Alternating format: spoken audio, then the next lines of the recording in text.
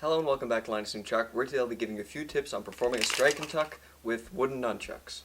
The strike and tuck with wooden nunchucks is a very iconic move that's featured in a variety of films and other works of nunchuck spinning.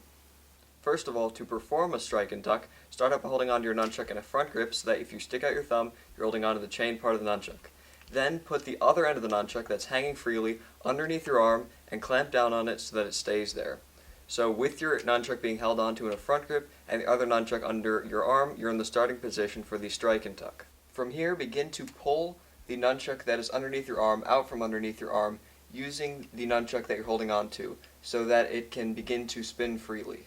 If you want your nunchuck to go more upwards, begin by bringing your nunchuck up before pulling so that the nunchuck will end up higher than if you have your nunchuck lower and begin to release it from your arm.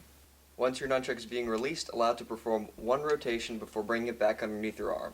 So you have your nunchuck snapping outwards to its fullest, most extended point before you bring it back underneath your arm where it is tucked. To perform a proper catch with wooden nunchucks, be sure to bring the hand in which you're holding onto your nunchucks closer to your body so that you can catch the top portion of the nunchuck and not the back portion. This is because the top portion will be much easier to catch and will hurt less than if you hit yourself with the back portion. Some of the most important parts of performing a strike, especially with wooden nunchucks, is what you do before you strike, because most of your aiming is already complete by the time your nunchuck is released. It is important to ensure that the hand that is holding onto the nunchuck is positioned correctly, horizontally and vertically, so that you can strike whatever target you're trying to hit. By having your hand positioned in the correct spot before performing the strike will allow you to more accurately perform the strike. Another important thing to consider when performing a strike and tuck is the positioning of the nunchuck that you're holding onto relative to your body. If you want to perform a quick strike, try to keep the nunchuck that you're holding onto as vertically as possible with the ground in order to ensure that the strike is performed quickly. Here's an example. In a quick strike like this, the nunchuck that you're holding onto should remain as vertical to the ground as possible from all directions. This will allow you to focus on keeping the nunchuck going outwards as fast as possible and not focusing on the motion of the nunchuck that you're holding onto.